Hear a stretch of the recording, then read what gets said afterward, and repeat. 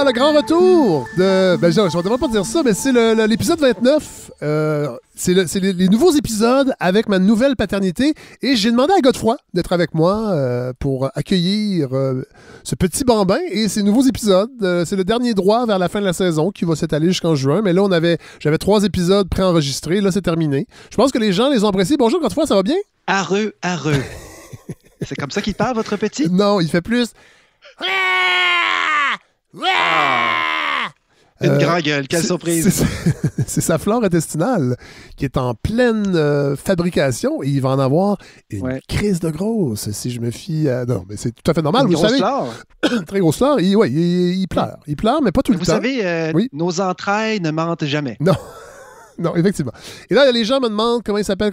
Je vais jouer une petite bande, Godefroy, parce que c'est un peu un hommage, son prénom. L'avez-vous appelé Louvain? Non, franchement. Ça, là, too soon. Chémiville, il est 8h15. Chémiville éclate la gaieté au petit matin.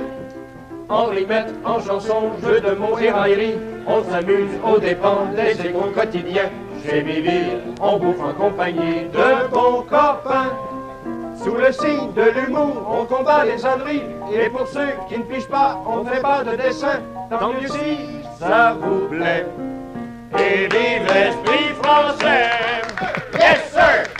Et voilà, c'est les plus vieux, les très très vieux. Peut-être votre père, Godefroy, se rappelle de cette émission-là. C'est l'émission Chémiville, qui est une légende à Radio-Canada, un des premiers annonceurs officiels. Et on a choisi ce prénom-là pour le jeune poupon, Gascon Savard. Et voilà, c'est un prénom assez original parce que les gens nous disent toujours « Ah mon Dieu, j'ai jamais entendu ça ». Mais c'est un prénom qui était... assez usuel il y a longtemps et c'est une légende de la radio. Là, je voudrais pas qu'il suive nécessairement mes traces, mais il aurait intérêt s'il veut être heureux. Et voilà, donc il va très bien. La mère aussi, la mère très, très, très occupée, puisqu'il boit Parce qu'elle aurait pris le travail déjà? Non, du tout. Elle s'occupe de ce jeune poupon. Moi aussi, mais bon, parfois, il y a des choses que je peux pas faire. Alors, je suis en périphérie. J'essaie d'avoir un environnement le plus propice pour que fleurisse ce beau lien mère-fils, entre autres. Mais Fred, si vous ne nuisez pas, c'est déjà très bien. Franchement. C'est ce que j'ai compris. Non, je fais plus que pas nuire. On fait des jokes, Fred. Je suis certain que vous êtes là pour elle, je suis sûr. Et pour lui, et j'ai préparé un autre petit extrait pour nous remettre dans le bain de ce Miville Couture, cette légende. J'ai un petit livre ici de Mais Fred, texte. Miville Couture, excuse-moi, c'était un annonceur et c'était un show en plus? En fait, au début, c'était un annonceur. D'ailleurs, regarde, je vais vous mettre cet extrait-là qui est plus un petit melting pot de ce qu'il faisait. C'était un polyglotte et c'était quelqu'un qui était ce qu'on appelait à l'époque un annonceur. Les échecs a pris fin, dit le général Catroux à ses troupes. British bombers also attacked German convoys and dropped many sticks of bombs across the docks of Brest. Senti dentro di me come se rinasciera virgen, intanto l'anima mi tumultuava nella gioia di quella nuova libertà. O köstliche Leichtigkeit der Seele, heitere unaussprechliche Trunkenheit. Ici Radio-Canada. This is the Canadian Broadcasting Corporation. Au commencement du trait prolongé, il sera exactement 1h, heure avancée de l'Est. Radio-Canada vous présente son radio-journal. Alors voilà, c'était ça, c'est au début de sa carrière. Et ensuite, il est devenu animateur. Il faisait des personnages. Et l'émission, c'était chez Miville. Il a fait des trucs avec René Lecavalier aussi. Et c'était une émission un peu satirique, avec des sketchs, des scénettes. Un peu peut-être dans l'esprit de la soirée d'Encore Jeune, cette défunte émission. Voilà. Moi, quand j'entendais, Fred, le jingle de la chanson, ça me faisait vraiment penser au Festival de l'humour de CKC. J'allais le dire, Godefroy, vous avez un excellent point. Effectivement, donc c'était dans cet esprit-là. D'émissions pas trop méchantes, mais des fois oui, mais qui prend l'actualité pour prétexte pour faire des blagues. Et aussi, la grand-mère de Miville a joué dans l'héritage et donnait la réplique à Robert Gravel, qui jouait le rôle de Miville, qui est un peu un débile léger dans l'héritage. Mais Robert Gravel était ce grand comédien. Donc, on trouvait aussi que c'était un joli clin d'œil à la famille. Donc voilà, Miville, Gascon Savard, qui présentement... Félicitations, Fred. Ouais, on est bien content. Et ça se peut qu'on l'entende pleurer parfois lors des prochains épisodes, parce que j'enregistre de la maison. Ben oui, mais c'est la vie, hein. C'est la vie c'est la vie, certain. c'est un bébé COVID, alors il se doit de vivre le plus qu'il peut, puisqu'il ne peut pas beaucoup sortir, à moins d'avoir un masque. Bien que ça, tout ça n'est pas clair, on va pas trop parler, ben c'est pas vrai, on va parler un peu de la COVID, mais peut-être pas dans l'actualité récente.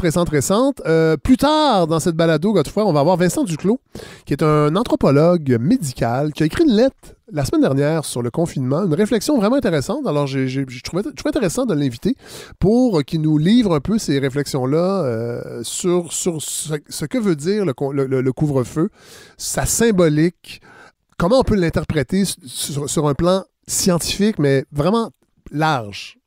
Est-ce que vous l'avez déjà interviewé?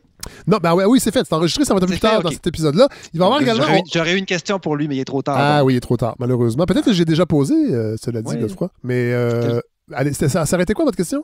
Ma question, ça aurait été, qu'est-ce que ça nous dit si quelqu'un s'en sac vraiment? Ben oui, on va l'aborder, ça, effectivement, parce qu'il y a un sous-texte derrière le couvre-feu.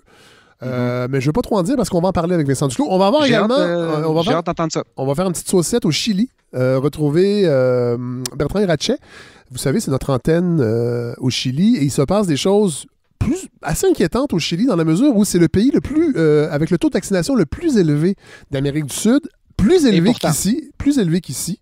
Je pense le tiers de la population, 33% de la population a reçu une première dose et pourtant, les cas ont complètement explosé. Alors, je ne sais pas si c'est une répétition pour ce qui arrivera peut-être ici, mais ça fait longtemps qu'on n'était pas allé au Chili. Alors, les antennes, moi, je veux m'en servir. On va en Gaspésie un peu plus tard, assez bientôt, entre autres. Chili-Gaspésie, c'est pas tout à fait le même...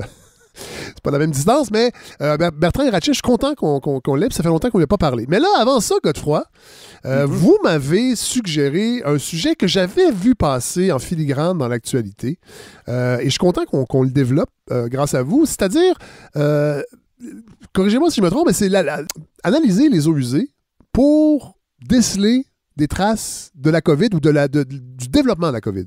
En effet, Fred, je vous ai appelé pour dire, Fred, j'ai pas le goût tant que ça de parler de COVID, mais j'aimerais bien faire le point sur cette façon de dépister, mais qui ne passe pas par la volonté des gens. C'est-à-dire que tu n'as pas besoin d'être d'accord ou pas. Je vous disais que nos entrailles ne mentent jamais. Je savais où on s'en allait avec ça. C'est effectivement une entreprise, un programme québécois qui s'appelle Centro COVID, qui a évidemment envahi beaucoup plus les médias dans les dernières semaines à cause de ce qui est arrivé dans la région de Québec. C'est-à-dire qu'ils ont détecté, eux, juste un peu avant la surprise, l'explosion de cas qu'on a vu là-bas.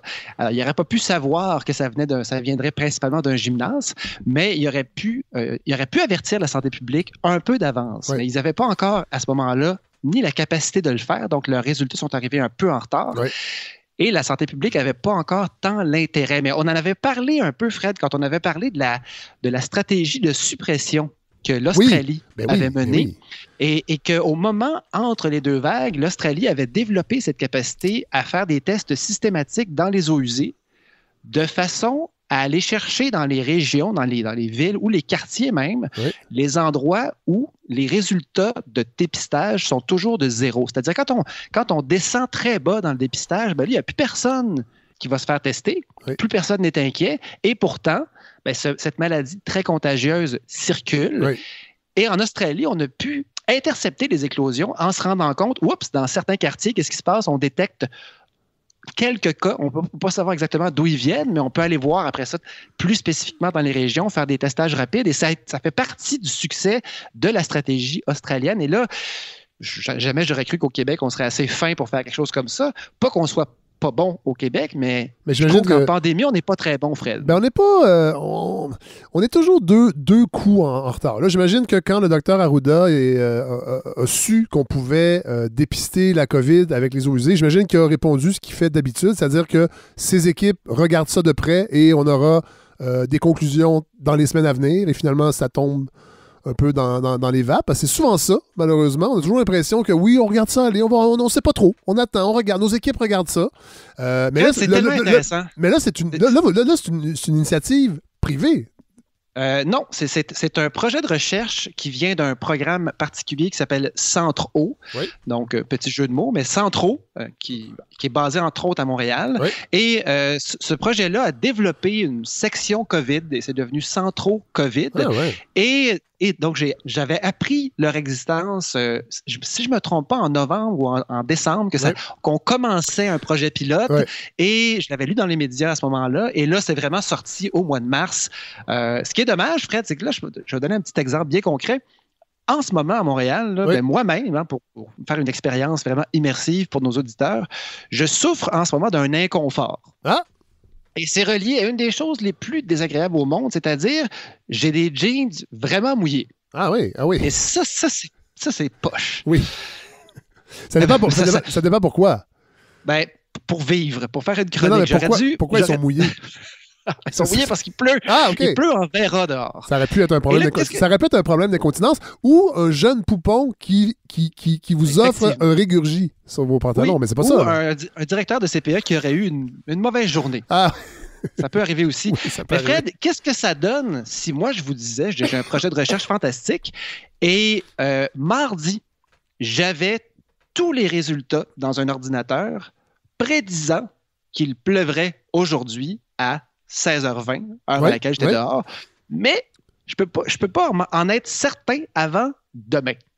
Donc, c'est seulement demain que je vais pouvoir être bien certain que mon ordinateur avait bien compris qu'il pleuvrait hier. Ouais, c'est pas. Donc, c'est pas très utile. Non, pas tellement. On veut raffiner tout ça, mais c'est ce qui est arrivé. Dans le fond, quand on a eu l'éclosion à Québec, quelques jours plus tard, on a vu le programme Centro COVID était en mesure de dépister la présence dans les eaux usées d'une montée des cas, mais malheureusement, l'information est devenue disponible et vraiment utilisable un peu après.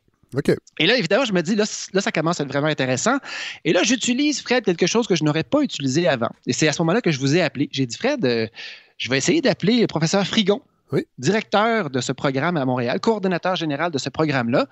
Et, écoute, je lui ai écrit en sachant très bien que, avec le type d'auditeur et le nombre d'auditeurs qu'on a à la balado, que si je suis capable d'expliquer aux gens qui ne nous connaissent peut-être pas vraiment, mais leur dire, écoutez, on a autour de 10 000 auditeurs, 700 000 downloads et des gens qui nous écoutent avec beaucoup d'attention et qui sont prêts à écouter une chronique de 1h15 sur les CPE ou sur l'Australie. Et ça séduit beaucoup de monde. D'ailleurs, Fred, parlant de notoriété, que cette balado dont on peut se draper, mon ministre de la Famille, Fred, le dynamique ministre Lacombe, a demandé une audience avec votre humble chroniqueur. Ce que je lui ai accordé. C'est bien le fun! Oui, c'est le fun certain. Alors maintenant, Fred, je me prive plus. Quand il y a un sujet qui m'intéresse, on l'avait fait avec Kim Lavoie, la spécialiste en médecine comportementale, d'ailleurs, qu'on entend dans les médias de temps en temps encore en ce moment. Tout à fait. Et là, c'est le professeur Frigon que j'ai contacté et il m'a accordé une entrevue. Là, j'ai dit, Fred, je vais avoir une entrevue avec ce monsieur-là. Je te prépare une chronique. Oui. Parce que dans le privé, on se tutoie. On se tutoie, oui. Parfois. Et parfois. Et puis donc, surtout maintenant qu'on se voit plus. Bref, c'était pas prévu. Et voilà, j'arrive avec une chronique comme ça. Mais ce qui est intéressant, Fred, dans cette façon de détecter par les égouts, c'est que lorsque le virus est théoriquement disparu, là, quand on voit une ville, quand on voit une région comme le Bas-Saint-Laurent, mettons, ou Saguenay, ils ont frôlé le zéro pendant des semaines. 0 cas, 2 cas, 3 cas, 4 nouveaux cas par jour. Et soudainement, quelques jours après, mettons une semaine et demie plus tard, on se ramasse avec des pointes à 40 cas par jour. Et donc, si on avait pu prévenir ça, on serait bien heureux. Et donc, le dépistage par les eaux usées fait vraiment partie des outils si on arrive à rendre un peu plus rapide ce qui se fait en laboratoire pour que le dépistage soit disponible. Ça devient vraiment un outil essentiel pour gérer pas une troisième vague, parce que c'est pas intéressant quand on a un nombre de cas aussi élevé. Mais la minute qu'on va redescendre, comme ce que l'Australie a fait, on descendra peut-être pas aussi bas, ça devient un outil vraiment intéressant. Donc, j'ai contacté ce Dominique Frigon, directeur du programme Centro COVID. On est vraiment gentil, super disponible, ça vaut la peine de le dire. Invitez-le n'importe quand à souper. C'est vraiment un Jack. Je pense qu'il va refuser parce qu'il semble respecter à la fois les mesures sanitaires et sa santé, parce qu'il m'a dit qu'il était pas mal fatigué avec tout ce qui se passe en ce moment. Moi, je me suis intéressé en tout premier lieu, Fred, je me suis intéressé au financement. Parce que c'est un projet de recherche donc, qui n'est pas privé. Donc, c'est un projet public universitaire. Et c'est un projet qui est né, donc un dérivé d'un projet qui existait déjà d'études des eaux usées. Lui s'occupe vraiment de la section bactérienne de ce qu'on peut retrouver dans les eaux usées. Donc, évidemment, très important en termes d'environnement et de pollution. Oui.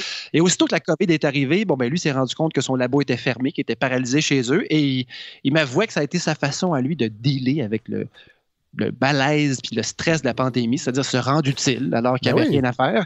Et donc, ils ont commencé à utiliser leurs échantillonnages parce qu'ils ont rapidement vu ce qui se passait dans d'autres pays aussi. Oui.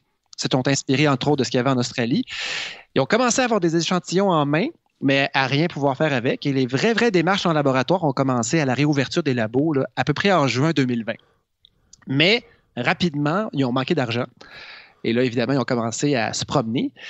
Et là, Fred, c'est pas M. Frigon qui m'en a parlé, mais ce que j'ai compris, c'est qu'ils avaient approché, entre autres, la santé publique pour leur dire, on a quelque chose ici d'intéressant. Et ce qu'on leur a répondu, et c'est une réponse, ma foi, qui ne nous surprend pas. Ça pourrait être un beau projet, mais pas maintenant. Bon, OK. On va attendre. Oui. C'est vraiment ça. Donc, ça, c'est la réponse.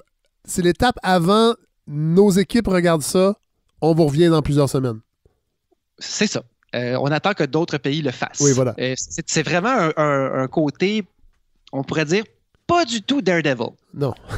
C'est très, très, très conservateur dans sa progression. C'est ce qu'on reprochait dans d'autres chroniques à l'INSPQ aussi. Oui. Et donc, ils se sont tournés vers d'autres distributeurs de fonds, sont allés vers le Fonds de recherche du Québec. Oui. Moi, Fred, j'ai gratté un peu là-dessus parce que ça m'intéresse. Je me dis, on parle jamais de ça. D'où vient l'argent de la recherche? Oui. Entre autres, il vient de ce fonds-là, qui est un fonds qui a été consolidé, qui a été comme réorganisé en 2011, donc avant la CAQ, et qui a été divisé en 3. Donc, le Fonds de recherche du Québec, il y en a 3 sections, dont une qui a été utilisée par le Dr Frigon et son équipe. Et c'est le Fonds de recherche du Québec, Nature et Technologie. Et donc, on n'est pas en santé. Okay. Et ce qui est intéressant, lui, c'est ce qu'il me disait. Il y a 2 autres sections. Il y a la section, justement, santé, qui est très, très sollicitée pendant la COVID. Et une autre section un peu plus bizarre, qui me semble un peu ésotérique, qui s'appelle Société et culture. Ah. Donc, moi, il faudra peut-être qu'Hélène aille voir ce que ça peut vouloir dire. C'est les sciences humaines. C'est ça. Alors, je laisse ça. Ce que les radios de Québec appellent les sciences molles. Oui, ou la marde. Oui, franchement. C'est comme ça qu'il dit ça comme ça. Oui. Et là, on revient à nos entrailles, encore une fois. Et donc, pas de financement, pas de projet. Et ce projet-là, dans ce cas-là, le timing était très important parce que si on avait pu avoir un financement dès juillet, par exemple, rendu à la 3e vague, on aurait eu des échantillonneurs un peu partout et la rapidité pour sortir les résultats de recherche aurait été beaucoup plus... ça aurait été beaucoup plus rapide et on aurait sans doute pu prévenir ce qui est arrivé à Québec. Oui. Mais à un moment donné, le FRQ a débloqué un fonds spécial donc pour les projets COVID non médicaux et Centro COVID a sauté là-dessus. Et le professeur Frigon nous explique, Fred, dans le premier extrait, que là, une fois que le million est débloqué, tout ça doit aller très vite et ils ont de la broue dans le toupette. C'est le premier extrait. Jusqu'à maintenant, dans la pandémie, on a réussi à bien subventionner des projets médicaux au Québec, mais les projets COVID non médicaux avaient beaucoup plus de difficultés.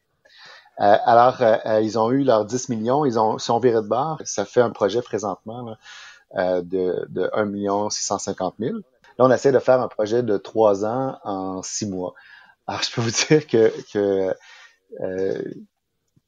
c'est demandant physiquement, c'est demandant sur ma famille, c'est demandant à plusieurs niveaux. C'est ça.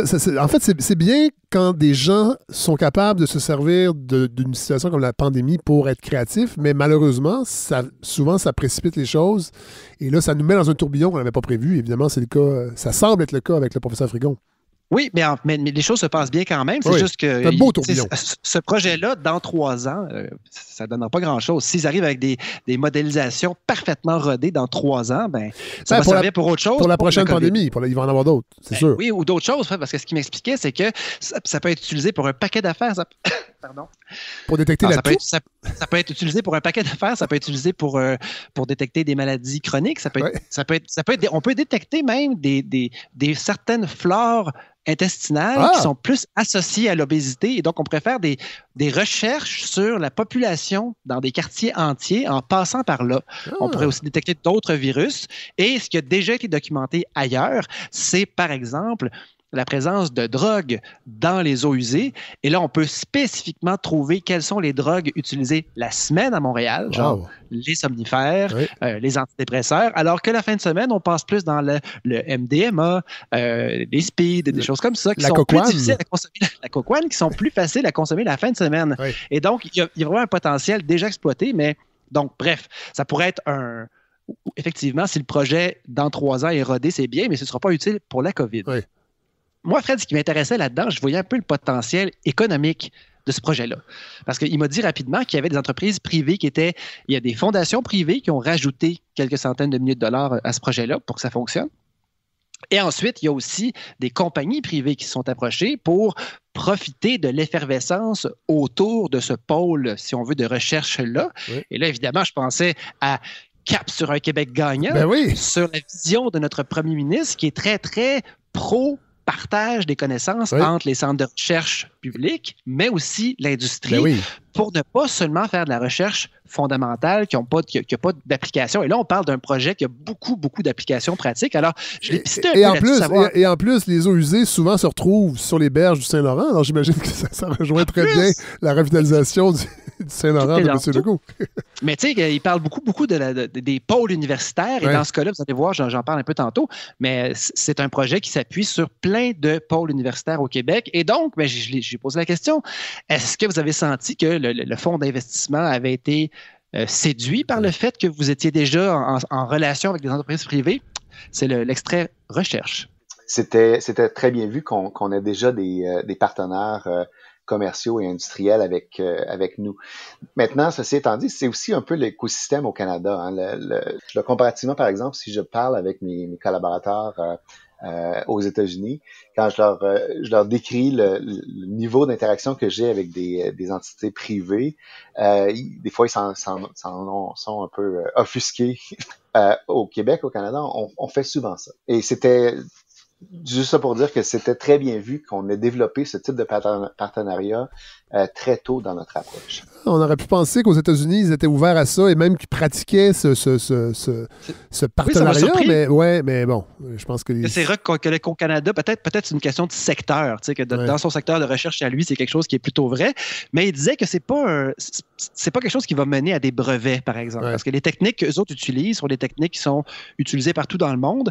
Ce qui risque d'arriver, c'est que les entreprises qui feraient autour du projet Centro COVID, eux autres, ils développent des modélisations additionnelles. Et dans le fond, ils vont développer des outils qui pourront éventuellement être vendus à des gouvernements en lien avec cette façon de faire la recherche. Et donc, lui, le professeur Frigon voit le travail de son équipe comme plus un travail d'entremetteur qui permet aux gens de travailler ensemble. Donc, je me dis que Legault doit vraiment aimer ça. Il doit trouver ça bien le fun. Par contre, le budget qui a été alloué jusqu'ici, c'est 1,6 million si on inclut les fondations privées. L'Ontario, pour un projet équivalent, a débloqué un peu plus tard. Donc, là, on était pionnier au début, mais l'Ontario a débloqué 12 millions. Alors, ce qui risque d'arriver, c'est que le projet devienne... l'échelle nationale du projet devienne plus impressionnante en Ontario plus rapidement. Ce qui va être un peu frustrant pour le professeur Frigon. Et pour M. Legault, parce qu'il veut tellement qu'on rattrape l'Ontario à tous les niveaux. Exactement. Alors, il faudrait peut-être lui en parler. D'ailleurs, il travaille fort qu'on rattrape le niveau des cas de COVID en Ontario. Là. Il travaille très fort aussi. On devrait y arriver dans quelques semaines. Écoute, cynisme encore une fois, Fred, mais au moment où on se parle aujourd'hui, Montréal continue à monter, mais tranquillement. C'est particulier ce qui se passe au Québec. Comment ça se fait que ça ne monte pas partout? Je t'avoue que je suis assez captivé par tout ça. Et là, je me dis juste pourquoi? C'est sûrement pas à cause de son maudit Olivier Drouin de COVID École, cette semaine, tweetait qu'il se fait beaucoup de dépistage. Si on prend tous les... je pense que le chiffre, c'était quelque chose comme 84 000 tests au Québec depuis 2 semaines, ce qui donne une moyenne intéressante là, sur le plan du dépistage, mais il disait qu'à Montréal, on teste beaucoup moins qu'on testait avant. Alors, est-ce qu'on a le portrait... faudrait que je retrouve les chiffres, là, mais est-ce qu'on a le bon portrait où on teste beaucoup dans l'Outaouais puis à Québec parce qu'on sent que l'éclosion est là et que finalement on teste moins à Montréal et que les hospitalisations vont monter? On verra. Mais oui, tant mieux. Croisons-nous les doigts pour pas que ça parte en fou à Montréal, mais on dirait que... Ce qui est à surveiller, Fred, c'est le site de l'INSPQ, les données de la COVID, à surveiller le taux de positivité. Oui, voilà. On était à 5%. Mais voilà, c'est assez... bon, il y a des endroits en Ontario où on est à 10. Oui. Alors, on a déjà été à 8 au Québec. Oui. Il y a pas bon, si alors, longtemps. croisons-nous les doigts, Fred. Oui. Donc, petit aparté sur la situation actuelle. Mais bref, eux autres, depuis l'automne, il y a de l'argent qui rentre. Et là, ce qu'ils ont fait, c'est des transferts de connaissances vers d'autres centres pour que les recherches puissent se faire ailleurs que seulement à Montréal. Oui. Et donc, là, en région, il y a 5 centres. Il y en a un à l'Université du Québec à Trois-Rivières. Il y en a un à l'UQAR à Rimouski. Il y a aussi du travail qui se fait au Centre national en électrochimie et technologie environnementale à Shawinigan, donc associé au collège. Oui. D'ailleurs, le petit aparté, encore une fois, la fameuse entreprise Nemaska Lithium qui a développé une usine électrochimique pour développer le fameux minerai. Oui. Du lithium transformé sur place, à développer. Bon, le projet stagne en ce moment, mais il y a beaucoup d'éléments technologiques qui ont été développés avec ce même centre, le CNET de Shawinigan. Donc, j'en entends parler de plus en plus souvent. Il y a aussi il y a le laboratoire du professeur Frigon à McGill. Il y a celui de Mme Sarah Dorner, que lui m'a nommé souvent, qui est à Polytechnique. Oui. Intéressant encore une fois, il y a des modélisateurs, des spécialistes de modélisation informatique qui sont, eux, à Québec, qui travaillent aussi sur le projet. Et ensuite, des techniciens du Cégep Saint-Laurent, des étudiants en technique de l'eau qui ont des projets d'échantillonnage. Donc, c'est un vrai réseau dynamique de chercheurs, d'étudiants, d'entreprises privées. Et le professeur Frigon était fier de dire que le projet pourrait couvrir, là, si l'échantillonnage fonctionnait dans toutes ces régions-là, presque 50% de toute la population du Québec. Wow. Donc, si on était dans les années 90, Godefroy, je dirais que c'est une belle synergie. Oui, mais maintenant, on ne dit plus ça. On dit que c'est de l'agilité. Oui, voilà. Le vocabulaire change. Oui. L'idée reste la même. Ouais. Et donc, Fred, le problème, c'est qu'il manque encore le délai. Hein. Mais ce que le professeur Frigon me disait, c'était que sans doute, là, d'ici quelques jours, dans les prochaines journées, ils vont être capables d'arriver avec dans le fond, la vague qui sort dans les égouts, finalement. Nous vient des gens qui sont asymptomatiques et des autres, mais indifféremment. Donc, on n'a pas besoin d'être sensible à la COVID. On pourrait ignorer l'existence de la COVID et quand on va aller à la toilette, on va quand même libérer des virus. C'est ça. On pourrait être dépistable, en fait, même si on est complotiste. Oui, tout à fait. Exactement. Tu peux nier l'existence, mais encore une fois, ce qui sort de la toilette à l'autre bout ne peut pas mentir. Voilà. Et là, eux autres vont... Cette vague-là arrive quelques jours avant la vague de dépistage, de 1. Et là, ils sont capables de dépister en laboratoire, sortir les données et les remettre à la santé publique avant. Fait que là, on a gagné un 48 heures à peu près. C'est là qu'ils sont rendus maintenant. Sauf que là, après ça, la santé publique a les données et là, les équipes du Dr Arruda regardent ça et prennent des semaines avant de faire une décision. Mais là, ce qu'il m'a dit, c'est que... Je ne pouvais pas m'en empêcher. Depuis Québec, Fred, semblerait qu'ils ont vraiment l'oreille sensible à ce que le projet peut sortir, ce qui est une maudite bonne nouvelle. Ils sont plus agiles. Je ne sais pas s'ils sont agiles, mais là, ils savent que ça existe. Parce que dans le fond, ce qui s'est passé, c'est que quand les cas ont monté à Québec, quelqu'un, quelque part, a dit « Hey, il n'y a pas du monde qui testait les eaux usées. » Ils sont venus nous voir l'été passé. On avait dit non. Qu'est-ce qu'ils font finalement? Ils sont allés les voir, puis ils ont dit « Voyez-vous la même chose que nous? » Et là, il y avait un petit délai dont on a déjà parlé, mais ils ont dit, effectivement, on aurait pu vous le dire, nous autres, 48 heures avant. Et dans le cas d'un truc comme ça, c'est majeur. Et là, maintenant, il est trop tard maintenant parce que la vague est lancée. Donc, il faut comprendre que, Fred, la précision de cette technique-là est de un cas dans une ville grosse comme, mettons, entre Terrebonne et Brossard. Donc, tu sais, 100 000 personnes. Une seule personne qui a la COVID, Fred, on le détecte dans les égouts. Si on avait un gouvernement qui adhère à la COVID-0, ça, on va en parler avec Vincent Duclos un peu plus tard tantôt, là, mais ça serait un outil extraordinaire. C'est exactement mon point, Fred. C'est pour ça que j'en parle avec vous aujourd'hui puis avec nos auditeurs, parce que quand j'ai vu que l'Australie faisait ça, je me suis dit, moi, on dit que c'est brillant. Oui. Tu sais, c'est brillant. Ouais. T'aplatis. Puis là, quand tu n'es plus capable de détecter avec le dépistage puis que les gens pensent que la COVID est finie, toi, tu es assez intelligent pour savoir que c'est faux. Tu baisses pas la garde. C'est pas la garde, sauf qu'au lieu de dépister dans 50 centres à Montréal, mais là, tu testes au gros tuyau qui sort au bout de la ligne. Puis si tu te rends compte qu'il y a un cas qui apparaît sur 100 000, ben là, tu peux te dire, oh, où est-ce qu'il y a ce cas-là? Là, tu peux déplacer tes échantillonnages de façon plus locale et savoir, oh, ça vient d'Outremont, ou ça vient de Côte-Saint-Luc, ou ça vient de l'Est. Et après ça, tu envoies une armée de tests rapides dans les endroits clés et tu étouffes l'éclosion avant qu'elle arrive. C'est le principe. On est au fait aux prises avec une maladie pour laquelle c'est hyper contagieux de plus en plus. Et il y a plein d'asymptomatiques et il y a plein de gens qui ne font pas attention, qui ne reconnaissent pas la maladie, qui ne se font pas tester. Il y a le fameux classique c'est pas la COVID. Hein? On en a déjà parlé. Donc, Fred, pourquoi c'est si intéressant, justement? C'est parce que le virus, qui en plus de s'installer dans nos poumons, dans notre nez, un peu partout, ben, il s'installe aussi dans nos entrailles, hein, comme ce que votre petit poupon est en train de travailler en ce moment. Oui. Et donc, le professeur Frigo nous explique, Fred, comment ça marche finalement. Alors, c'est un virus qui est capable de se reproduire dans l'être humain. C'est pour ça qu'il y a une si grande charge dans les selles et éventuellement dans les eaux usées, et ce, autant pour les personnes symptomatiques que pour les personnes asymptomatiques, hein, qui produisent, qui n'ont jamais de symptômes, éventuellement les personnes qui n'iraient jamais se faire tester. Est-ce que vous comprenez, Fred, à quel point c'est important? C'est ça le problème de cette maladie-là. Ben oui. Je le vois en CPE, des employés de CPE qui dealent avec la COVID depuis des mois, qui attrapent des symptômes. On ne sait pas si c'est un rhume ou autre chose. Puis quand on leur dit, mais qu'est-ce que tu fais au travail aujourd'hui? Ils vont dire, ben ouais, mais c'est un rhume. Mais non, c'est ça le principe. Et donc, il n'y a personne qui est à l'abri de la mauvaise décision de s'imaginer que ce n'est pas la COVID. Et à cause de ça, ben, c'est pas compliqué. Le virus circule. Les gens pensent que c'est un rhume ou n'ont aucun symptôme. Et là, dans un petit village, on se ramasse avec 15 personnes qui l'ont, 20 personnes qui l'ont. C'est seulement quand on attrape quelqu'un de plus sensible qui se ramasse à l'hôpital que là, finalement, on réalise, hey, la COVID se promène dans notre coin. Mais un petit village, Fred, c'est 15-20 000 personnes. Alors, imaginez-vous si la précision, c'est 1 sur 100 000. Ah oui, non, c'est clair. Ça veut dire qu'on peut faire des échantillons de 4-5 villages, 10 villages, les combiner ensemble, les concentrer, parce que c'est ça la technique, on concentre l'échantillonnage, et là, on fait le test. Et là, si on se rend compte que tout à coup, après 6 semaines à 0 cas, on découvre qu'il y en a soudainement très peu.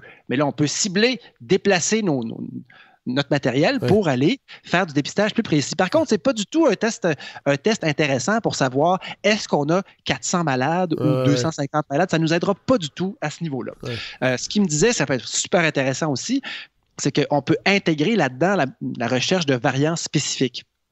Et donc, en ce moment, c'est pas super intéressant, mais mettons qu'on se ramasse un jour avec des variants résistants aux vaccins. Mais ce qui pourrait arriver, Godefroy. Ben oui, Fred, je vais finir avec ça tantôt. Ça pourrait certain arriver.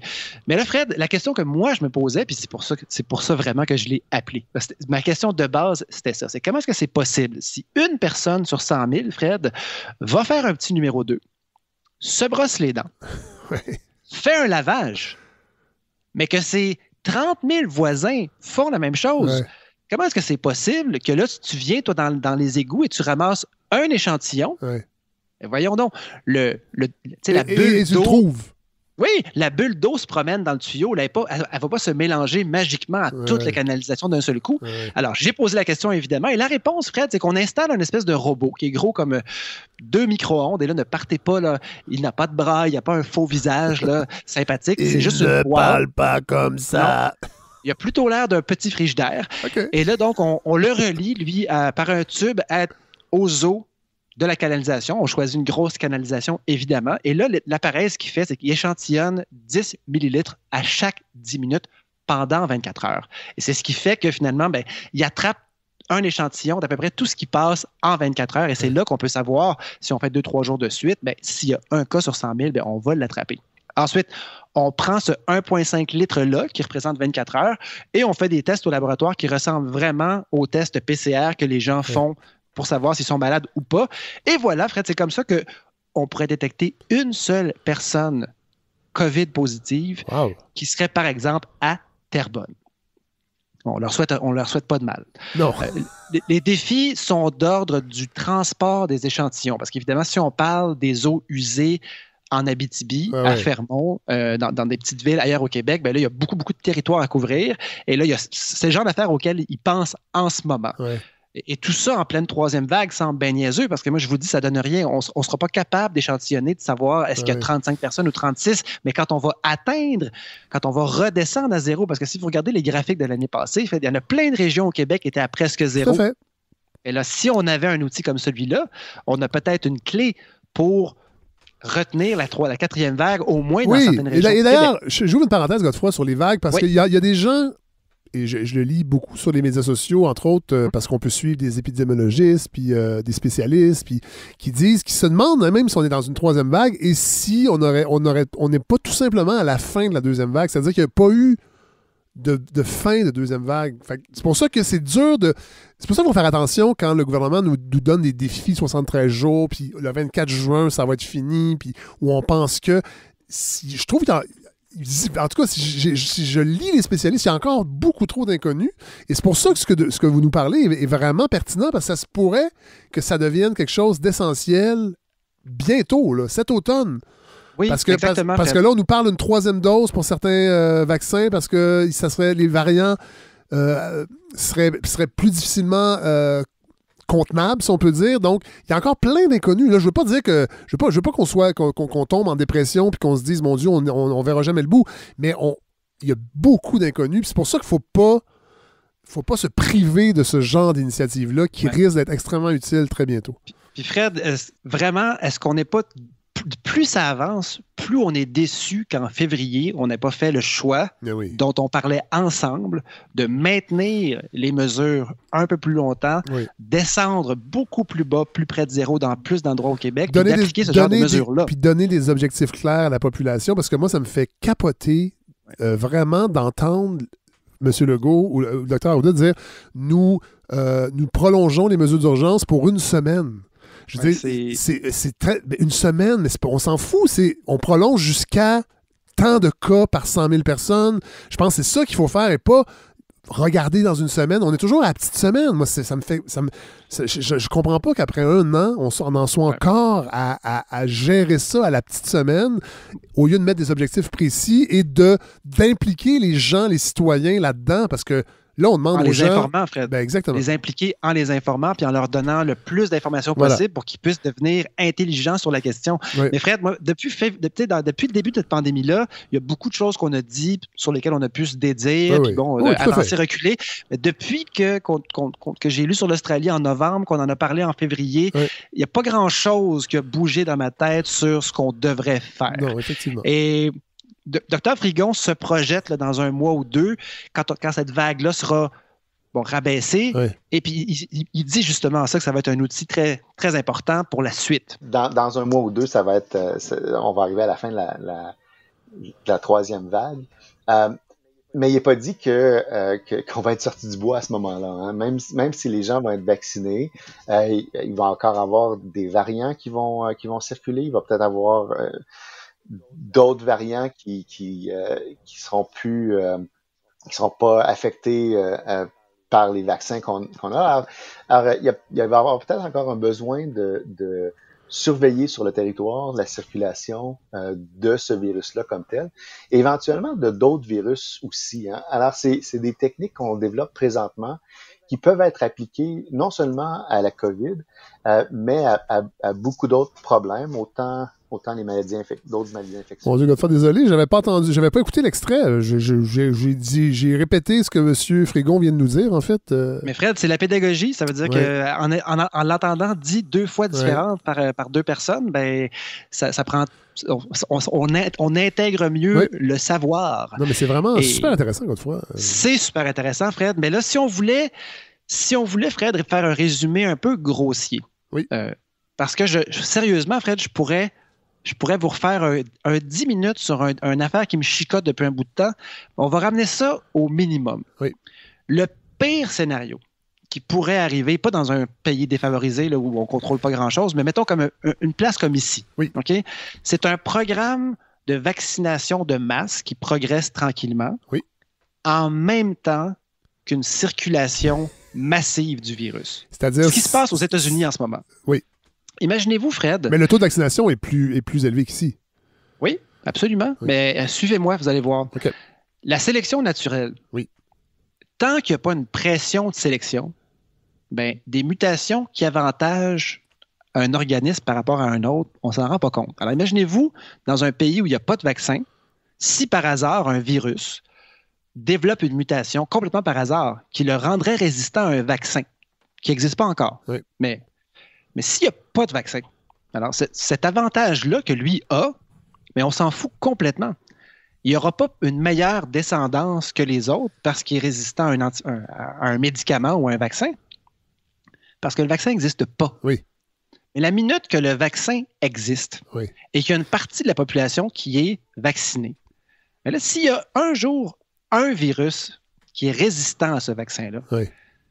Là, lui, il va attaquer la population par hasard, éventuellement. Et évidemment qu'il va avoir un avantage sur tous les autres, parce que les autres ne sont pas résistants. Oui. Et donc, c'est lui qui va passer.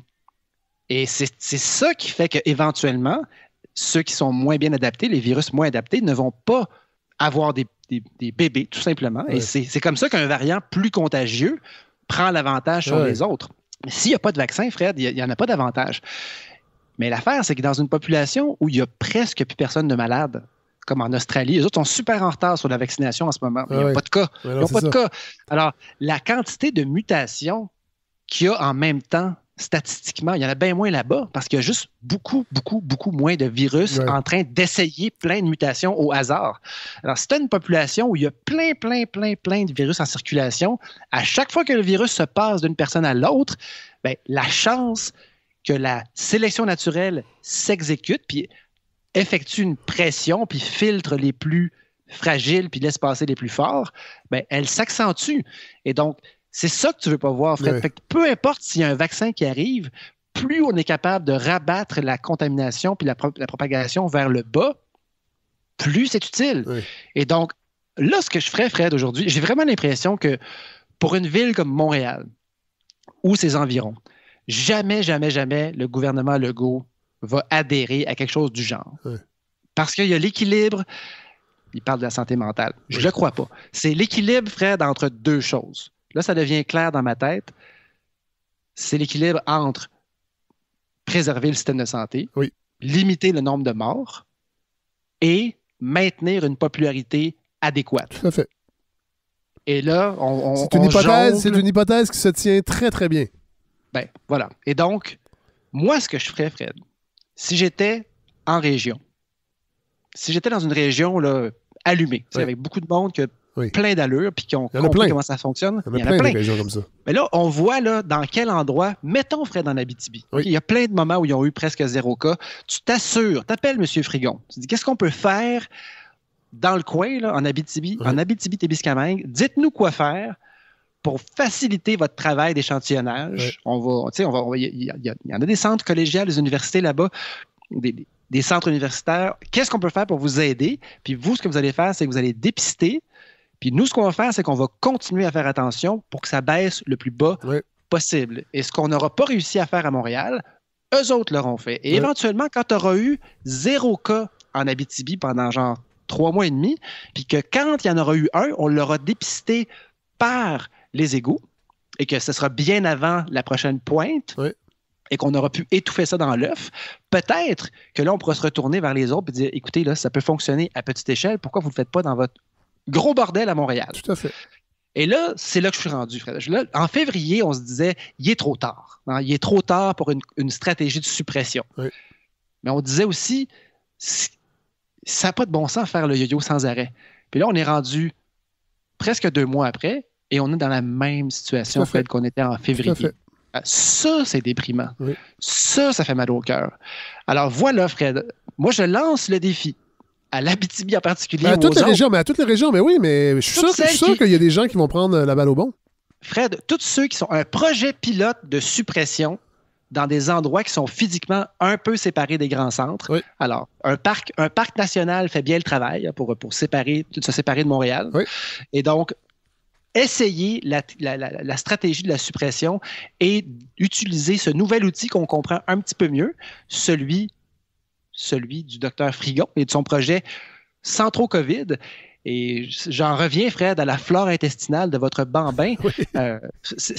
Nos entrailles ne peuvent pas mentir. Et même si t'as plein de complotistes chez vous qui disent que ça n'existe pas, la COVID, si on envoie un petit robot dans les égouts, ben, s'il y en a un sur 100 000, Fred, on va le trouver. Oui. Alors, tu as des gens qui travaillent là-dessus à temps plein maintenant, qui sont motivés.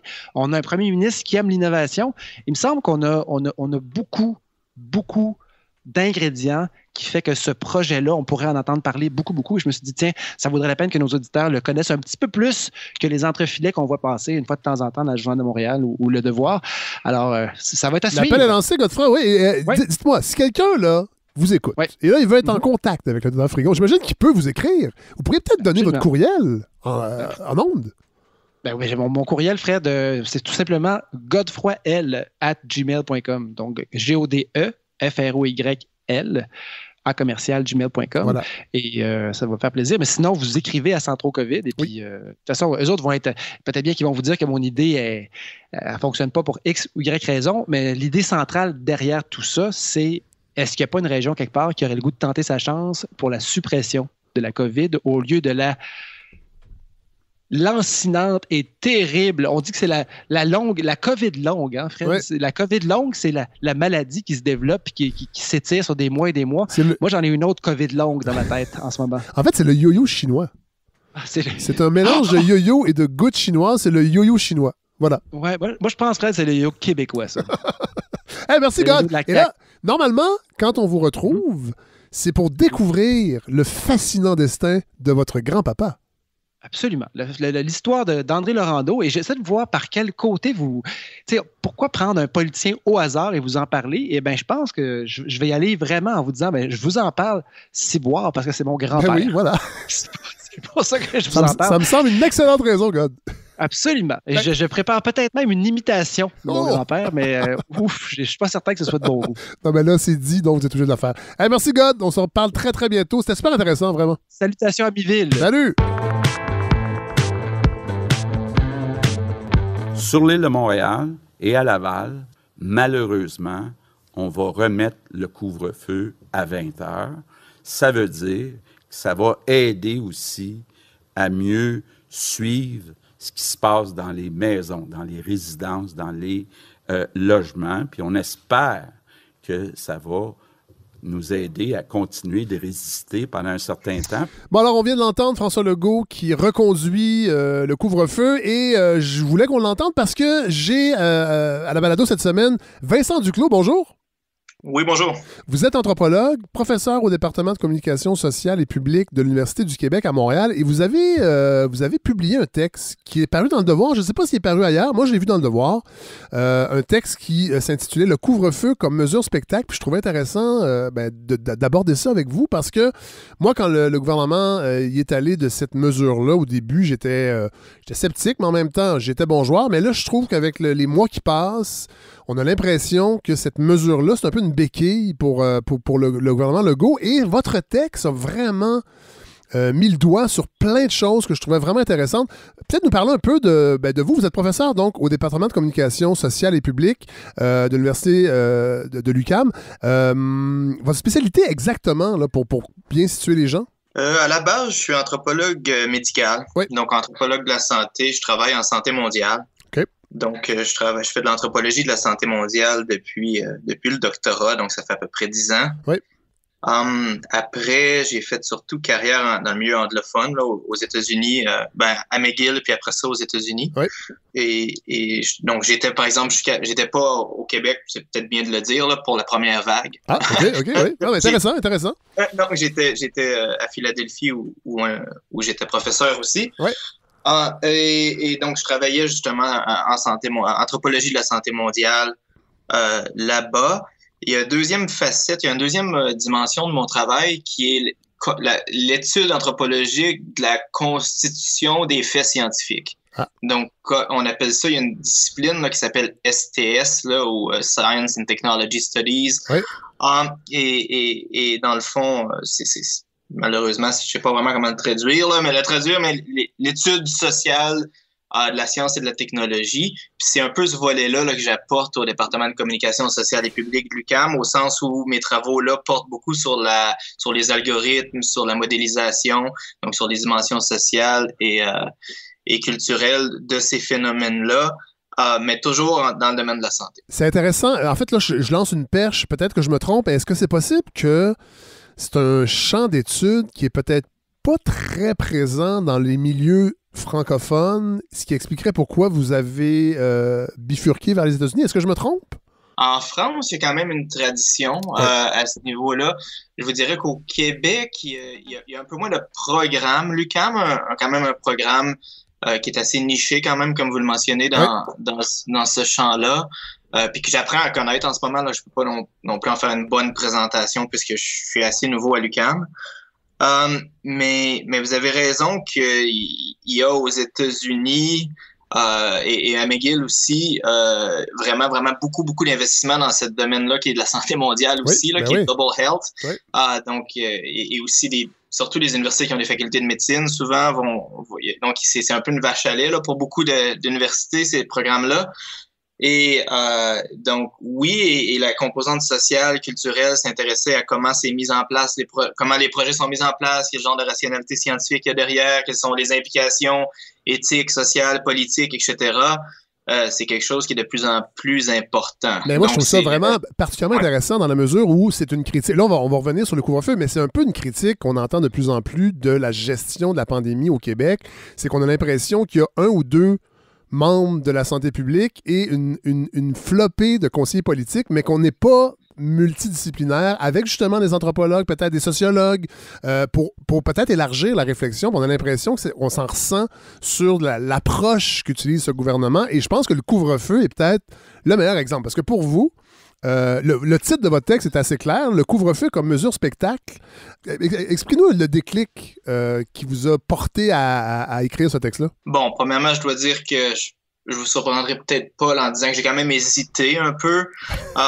Donc, ça faisait plusieurs semaines que j'y réfléchissais à quel angle prendre pour approcher ça. Je veux dire, l'espace intellectuel, si on peut même la qualifier d'intellectuel, l'espace mental, si on peut dire, entourant les questions des mesures sanitaires est tellement polarisé et ça fait, je veux dire qu'avec plusieurs collègues, que ce soit au Québec ou ailleurs, parce que c'est des questions qui se posent ailleurs, même si c'est pas nécessairement autour du couvre-feu. Parce qu'il est pas aussi présent ailleurs. Mais c'est des questions comment développer une position qui soit critique, mais basée sur des données probantes. Comment développer une position qui soit critique de la constitution, de la présentation des faits scientifiques, de la manière dont tout ça est enrobé. Mais sans nécessairement porter flanc, sans être facilement récupérable, par exemple, sans pouvoir être nécessairement lu. Ce texte-là, je l'ai relu plus 3-4 fois là, pour être vraiment certain. Je l'ai fait lire à 2 collègues. Pour être certain, est-ce que c'est possible, par exemple, de le lire, de donner des arguments, par exemple, à des conspirationnistes, à des gens qui s'opposent, qui croient que la COVID n'existe pas, donc qui aimeraient ça lire un procès d'intention derrière mon texte, par exemple, alors que c'est pas ça que j'essaie de faire. Non. Et de détecter des forces donc c'est pas ça que je fais donc mais ça c'est quelque chose qui est important pour moi puis j'ai été un peu évidemment il est circulé dans ces milieux-là un petit peu après mais pas tant que ça donc je suis quand même un peu rassuré. Non mais c'est intéressant comment vous le justifiez parce que le climat social, on en est là un peu, c'est que faut quand même pas l'oublier, ce gouvernement-là, on est en état d'urgence depuis... en fait, il y a 55 décrets successifs qui se sont amalgamés. Les partis d'opposition sont à peu près absents. On sent que le gouvernement veut contrôler le message et ça fait qu'aussitôt que des voix s'élèvent, c'est facile aussi de les mettre du côté des conspirationnistes et il y a réellement des conspirationnistes, mais il y a des gens qui se posent des questions tout à fait valables et votre texte y participe parce que ça fait 3 mois qu'on a un couvre-feu et on se demande encore si c'est jusqu'à quel point c'est efficace. Et il y a pas Moi, j'ai toujours pensé qu'il y avait rapidement, en tout cas, j'ai trouvé qu'il y avait une certaine facilité du gouvernement d'utiliser le couvre-feu comme une espèce de mesure parapluie très efficace, alors que scientifiquement, c'est pas si clair que ça, là. Ben, c'est pas clair du tout scientifiquement. Je veux dire, comme je le note dans le texte, on n'est pratiquement pas dans le domaine de la science. Là, quand on parle, par exemple, il n'y a pas de consensus scientifique sur les effets du couvre-feu, sur la propagation de la COVID-19. C'est impossible de quantifier les effets du couvre-feu, mais c'est aussi tout à fait possible qu'il soit négligeable. Contrairement à d'autres mesures de santé publique, par exemple la vaccination, qui sont clairement fondées sur des preuves. Et un des moments qui était déclencheur pour moi, c'est justement en conférence de presse, début mars, je me souviens pas de la date exacte, mais où est-ce que le premier ministre a sorti quelque chose dans le genre, je le mentionne dans le texte, là, mentionné quelque chose du style « Ceux qui s'y opposent sont contre la science ». Exactement. Oui. Donc ça a été un moment déclencheur. Je dis non, ça on peut pas laisser passer ça. Alors même que quelques jours plus tard, le docteur Arruda se faisait demander une question, je paraphrase un peu, là, mais se faisait demander est-ce qu'il y avait des arguments scientifiques pour la prolongation du couvre-feu, puis il a répondu « Ah, c'est une bonne mesure parce que les gens sont d'accord. » Oui, voilà. Essentiellement quelque chose comme ça. Oui. Donc, je me dis là, il y a vraiment, ça marche pas. T'sais, on peut pas dire d'une part ne pas être d'accord avec le couvre-feu, c'est être contre la science, alors que dans le fond, le seul argument qui te semble tenir, c'est qu'il y a une acceptation relative. Encore une fois, le problème, c'est pas juste est-ce que la science est exacte. C'est normal qu'il y ait une zone d'incertitude, même après un an en pandémie, etc. C'est plus qu'on essaie justement de produire une image consensuelle de la science qui permet à partir de ce moment-là d'un peu de se dérober, de nos responsabilités, qui sont des responsabilités politiques ou morales ou autres. Donc ça c'est venu me chercher. Et donc j'ai essayé de réfléchir à alors s'il y a, encore une fois, comme j'ai tout écrit dans le texte à ce niveau-là, mais il y a moins de 7%, encore ce matin, je vérifie tous les jours, là, des éclosions actives, des foyers d'éclosion actifs au Québec qui sont associés au centre de soins ou au domicile. C'est comme une catégorie où les deux sont mis ensemble. On ne peut pas vraiment savoir quel pourcentage de ce 7%-là est encore dans des centres de soins à longue durée, par exemple, versus dans les domiciles. Oui. Mais même si on le mettait à 7% pour les domiciles, ça reste relativement mineur si on compare aux 55% des milieux de travail ou aux 24% des milieux scolaires. Ouais. Et ce 7%-là, c'est la cible unique du couvre-feu. Hein? Donc, le couvre-feu ne vise pas les milieux de travail ou les milieux scolaires. Donc, c'est comme si le couvre-feu va vraiment viser un petit pourcentage, donc quelques heures de la journée, de ce 7%-là. Donc, on finit par viser même si on optimise, même si on dit que ça marcherait super bien, on viserait un très, très faible pourcentage des transmissions, je veux dire des éclosions. Donc, mais à partir de ce moment-là, de dire, et encore une fois, on n'a pas les données sur comment ça... Et on ne pourra jamais les avoir aussi. En fait, on ne pourra jamais prouver scientifiquement que ça fonctionne parce qu'il faudrait faire un test. Non. Bon, c'est ça le problème. Mais bon, vous dites dans votre texte, ça, je trouve ça intéressant, c'est que, en fait, le couvre-feu, sur le plan symbolique, s'accompagne d'une vision du monde, laquelle est en soi extraordinairement normative. Expliquez-nous ce que vous voulez dire par là. Ben, je le comprends. C'est un terme que j'ai pas utilisé, je pense, dans le texte, mais après y avoir réfléchi encore plus dans les derniers jours, je le comprends un petit peu à l'horizon d'une forme de comptabilité de la pandémie, si on peut dire. Mais ça tombe bien parce que François Legault est un comptable, Christian Dubé aussi. Alors, on tombe pas en je savais pas ça. Oui, je l'apprends, mais ça me surprend comme pas. Excusez-moi. Mais, donc, encore une fois, quand on a annoncé qu'on ramenait à 8 heures, le premier ministre mentionnait, par exemple, que le couvre-feu avait peu d'impact sur la vie quotidienne. Ouais. On peut aller prendre une marche avant 8 heures au lieu d'après 8 heures. Donc, il résume à peu près ça à ça. Il résume à peu près l'impact social, psychologique, etc., l'impact sur nos manières de vivre, par exemple, du couvre-feu à aller prendre une marche un peu plus tôt. Je pense qu'évidemment, vous avez mentionné la dimension normative. Tout le monde n'est pas affecté de la même manière par le couvre-feu. Oui. Hein? Déjà, à partir du moment où est-ce qu'on dit aller prendre notre marche plus tôt, on prend déjà pour acquis, par exemple, que justement au mois de janvier, c'était encore plus clair. Là, qui c'est qui vit dehors après 8 heures de toute façon?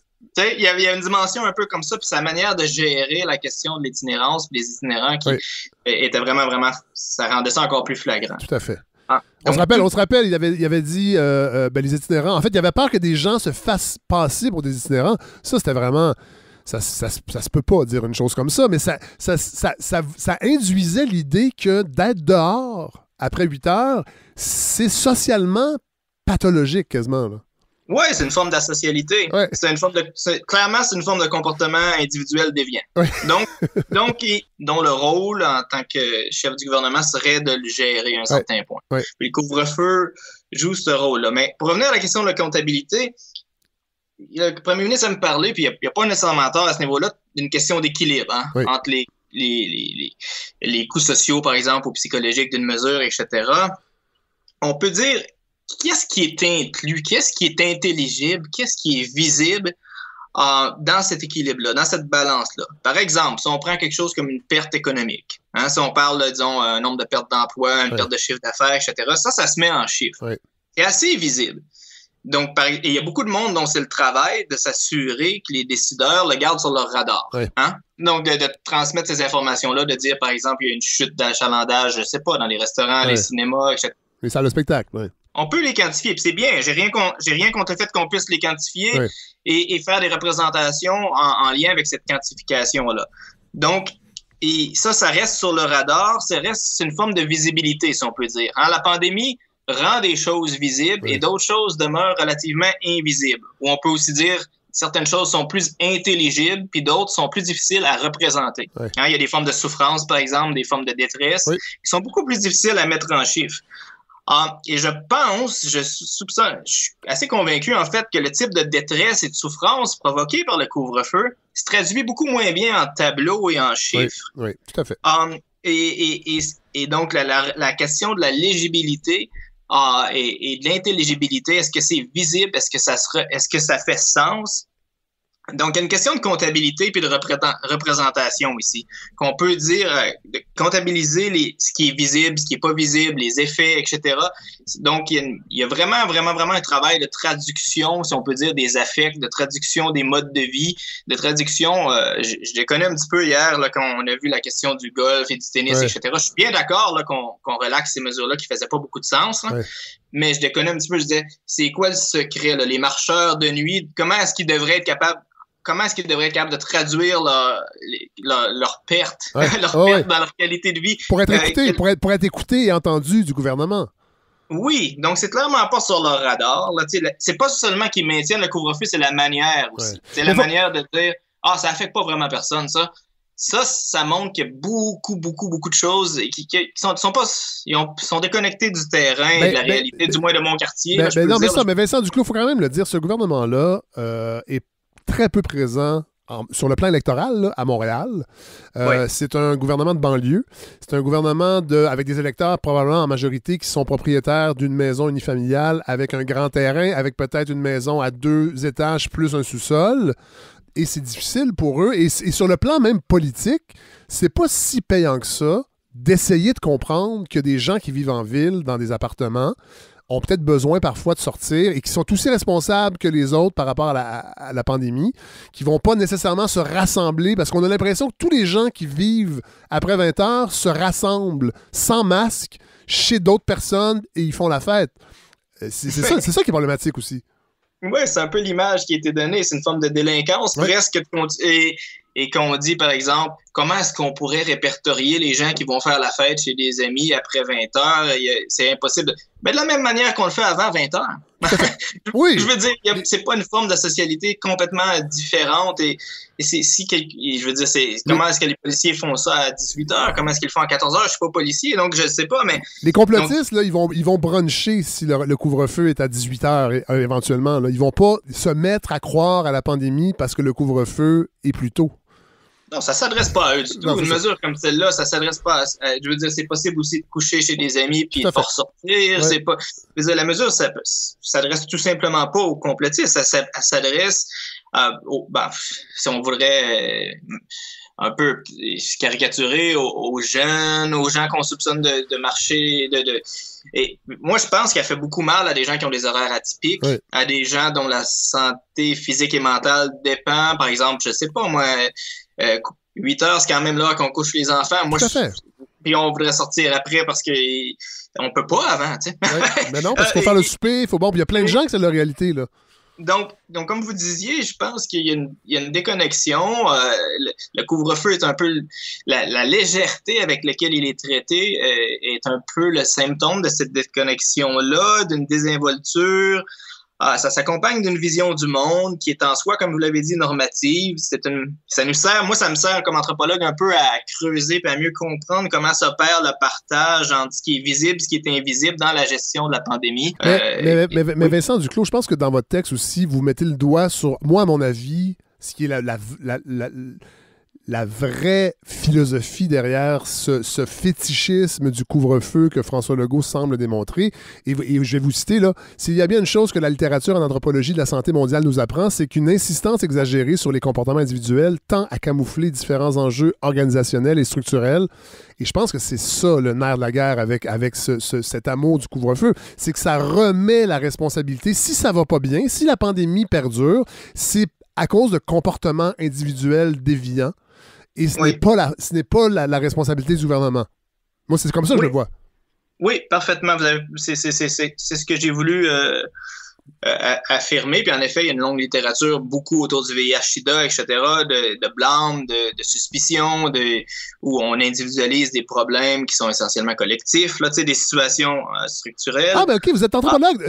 Donnez-nous des exemples comme ça. Vous parlez j'imagine, quand vous dites le VIH-Sida, c'est à l'époque où la maladie est apparue, au début des années 80. On sait qu'elle existait avant ça, mais elle est apparue dans le radar public dans les années 80, et il y avait cette même propension à accuser les individus?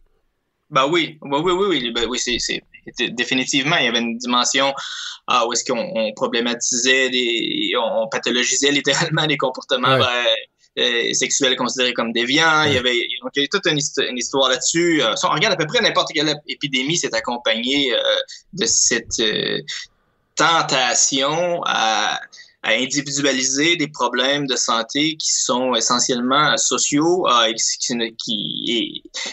individualiser aussi la responsabilité.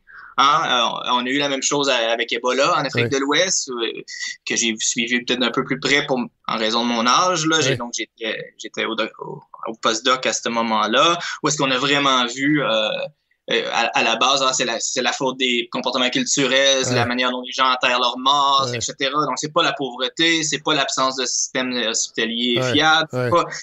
Donc, il y a toujours un peu une tension entre ces deux choses-là.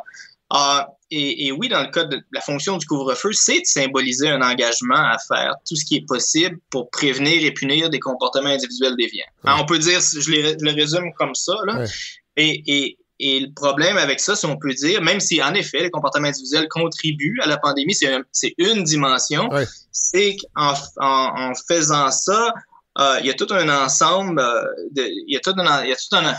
ensemble de choses qui sont négligées, qui sortent du radar, si on peut dire, qui sortent de la question des infrastructures, par exemple. Je veux dire, la santé publique a toujours été l'enfant pauvre du système de santé là, au Québec comme ailleurs. Là, c'est pas. Il y a beaucoup des choses qu'on dit là qui sont pas uniques au Québec non plus. Il faut quand même le dire. Malgré le couvre-feu. Donc, c'est une vision qui s'est instaurée en Occident. Là, on peut presque généraliser comme ça là, depuis une ou deux décennies. Et mais même dans la prise en charge de la pandémie comme telle, si on retourne pas à les CHSLD étaient mal en point avant la pandémie, etc. On le sait depuis 15-20 ans. Si on ne retourne pas aussi loin que ça, on peut quand même dire, par exemple, l'été dernier, il y a beaucoup de gens qui disaient déjà, ça prend une bonne infrastructure de dépistage, ça prend surtout une bonne infrastructure de suivi des contacts. On appelle ça en anglais « contact tracing ». Oui, le traçage en français, on peut dire le traçage. Le traçage, une infrastructure de traçage, ça prend ça. Et on a eu l'occasion l'été dernier. Les cas sont retombés presque à zéro. Donc, vous savez, l'approche qu'on appelle COVID-0, dont je suis un défenseur personnellement. Donc, c'est à ce moment-là qu'on a eu notre shot, si on peut dire. Là. Parlez-nous de cette approche, parce qu'on n'a pas parlé beaucoup à la balado. Moi, j'ai lu un peu là-dessus, l'approche COVID-0. Parlez-nous un peu des grandes lignes de cette approche-là qui a fonctionné ailleurs. On parle du cas de l'Australie, entre autres. Et c'est pas juste le fait que ce soit une île, l'Australie, qui a fait qu'ils ont pu contenir, c'est qu'il y avait une approche COVID-0, entre autres. Alors qu'ici, on a une approche de petites mesures, petit déconfinement, qui étire la sauce. Les grandes lignes là, d'une approche COVID-0, ça serait quoi? Les grandes lignes, ça ressemble un peu à ce qui a eu lieu le printemps dernier pendant un certain moment au Québec aussi, même si j'y étais pas, comme je l'ai dit. C'est-à-dire l'idée de pratiquement tout fermer là, pendant une période de temps plus restreinte, donc peut-être un mois, 4 semaines, 6 semaines, de manière à plutôt qu'avoir 500, 600, 800, 1000 cas toujours en permanence, vraiment réduire assez bas pour être capable de suivre les nouveaux cas Ouais. et donc tout de suite les détecter. Donc, c'est une approche qui est, plutôt que d'aller dans la durée, qui est plus radicale, ce qui aurait impliqué, par exemple, de refermer, par exemple, les milieux de travail, de remettre l'économie sur pause et de manière à ramener les cas vraiment, vraiment bas. Oui. Vous avez dit l'Australie, c'est aussi le cas en Corée du Sud, en Nouvelle-Zélande. Il y a différents pays qui ont réussi à faire ça. Et après ça, quand ils ont quelques cas qui apparaissent à droite à gauche, sont assez faciles à tracer. Oui. Et ils peuvent intervenir de manière précise autour de ces cas-là. Et donc, mais comme je vous l'ai dit, l'été dernier, on était à ce niveau-là, si on peut dire. Donc, moi, ma conjointe qui a eu la COVID au mois de septembre, déjà, à ce moment-là, j'avoue que j'avais été un peu surpris et ça m'avait inquiété beaucoup de réaliser à quel point ça avait été très, très, très déficient. Ouais. C'est anecdotique, là, c'est seulement son cas, mais déjà au mois de septembre, il n'y avait pas eu de suivi de contact tracing, de suivi de traçage des contacts dans son cas. Les gens avec qui elle avait été en contact n'avaient pas été appelés. Ça lui avait pris 5 jours à avoir son résultat. Puis là, on parle d'une situation où il y avait encore presque pas de cas Non, mais à Montréal. c'est encore comme ça en Outaouais. Il y a encore des problèmes de délai d'avoir un résultat de traçage encore un an après. Évidemment, il manque de personnel parce que finalement, les problèmes systémiques de manque de personnel, ben, ils continuent malheureusement, mais on a l'impression qu'on n'a pas appris de nos erreurs. Ben, le personnel, tu sais, faire du traçage de contact, ça prend pas une énorme formation. Là. Je veux pas diminuer le travail qui est fait là, mais je veux dire, par exemple, on a vu des États aux États-Unis où est-ce qu'ils ont embauché des milliers. À Philadelphie, où j'étais, la ville a embauché des milliers de personnes pour faire ce travail-là. Donc, c'est quelque chose qui aurait quand même pu être fait sur un an. Là. C'est pas comme s'il manquait de médecins ou de spécialistes, etc. Et je dis pas que c'est facile. Là. Je suis pas en train de dire, j'aurais fait ça en claquant des doigts. Mais il y aurait eu lieu. Je pense qu'on a vraiment baissé la garde un peu l'été passé. Là. Il y a eu un moment où est-ce qu'à ce moment, on aurait dû investir, puis ça aurait impliqué un investissement financier assez significatif.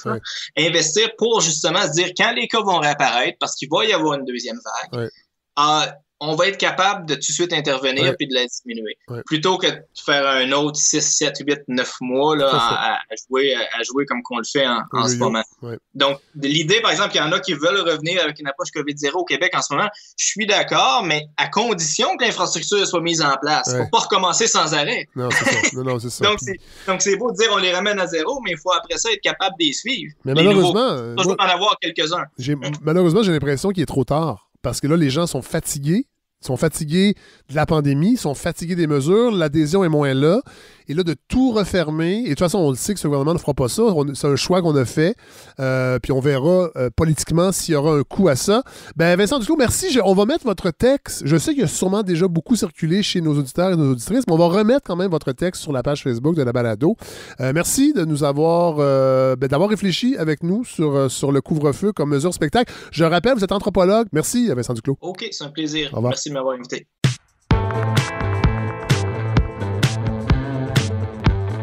Alors, ça fait longtemps qu'on n'est pas retourné au Chili. Prendre des nouvelles de Bertrand Irache. Bonjour! Bonjour Fred, vous allez bien? Oui, vous allez bien. Je vais très bien. Toujours installé à Santiago? Toujours installé, plutôt enfermé à Santiago. Voilà. Bon, alors je voulais vous parler parce que ça fait longtemps qu'on n'a pas pris des nouvelles du Chili. Et là, j'ai vu passer un texte en début de semaine. J'ai appris des choses, entre autres que le Chili est le pays d'Amérique latine où la vaccination est la plus avancée. Est-ce que je me trompe? C'est encore le cas? C'est supposé être le cas. OK. Est-ce que les informations sont fiables ou plus ou moins? Bon, on parlait du tiers de la population qui a reçu une première dose, mais là, il y a une grande recrudescence de la COVID chez vous. Si vous me permettez, Fred, pour vous parler du désastre sanitaire, j'aimerais vous parler d'électricité. Ah, allez-y. On prend des nouvelles, alors allez-y. On va parler de distribution électrique. Oui. Au mois de février 2021, cette année, pendant que... je vous remets dans le contexte. Au mois de février, c'est les grandes vacances comme on est en été ici, c'est les grandes vacances pour les Chiliens. Oui. Donc cette année, les Chiliens ont bénéficié d'un permis vacances que nous donnait le gouvernement pour aller se balader. On avait 2 semaines de vacances autorisées. Okay. Donc pendant que tout le monde pendant que les Chiliens étaient à la plage, il y a l'entreprise chinoise qui s'appelle State Grid qui a acheté la compagnie d'électricité chilienne qui s'appelle CGE pour $3 millions. Oh, quand même. ils avaient déjà 11% d'une entreprise qui s'appelle Chile Quinta, qui est aussi une entreprise de distribution électrique. Et donc, avec l'autorisation de l'autorité économique, l'entreprise State Grid, l'entreprise chinoise, a pu acquérir plus de 56% de la totalité de la distribution électrique chilienne. OK. Ça sera une coïncidence ou pas, 93% des vaccins au Chili sont Coronavac et Sinovac, c'est-à-dire qu'on a des vaccins chinois. Oh! Et est-ce qu'on sait, donc c'est un échange de bons procédés, visiblement, que le gouvernement a fait avec la Chine? Peut-être une coïncidence, on ne sait pas. Si vous voulez, on a un vaccin chinois qui a 3% d'efficacité à la première dose. 3? Ce qui explique sûrement la recrudescence du virus. Et 50% après la deuxième. Parce que là j'ai les chiffres, en fait, au moment où l'article a été écrit, donc c'est en fait, la date que j'ai, je pense que c'est le 12 avril, donc début de cette semaine. C'est Israël qui est en tête dans le monde avec 60% de sa population vaccinée, le Royaume-Uni 47%, et le Chili avait un taux de vaccination de 38%, donc on parle de 7 millions de personnes qui ont reçu une première dose. Mais là, vous nous dites que je ne sais pas si les 7 millions ont reçu le même vaccin, mais à 3% d'efficacité, on comprend mieux. Je vous disais, c'est plus de 90% de la population qui est vaccinée avec le vaccin chinois. Ah oui, OK, bon, parce que, OK. Ah, mais ça, donc aujourd'hui, on a passé la moitié de la population qui a été vaccinée. C'était aujourd'hui le cas. OK, donc c'est encore plus haut. Mais ils sont en train de parler d'une troisième dose du même vaccin ou d'une troisième dose d'un vaccin ARN. Oui.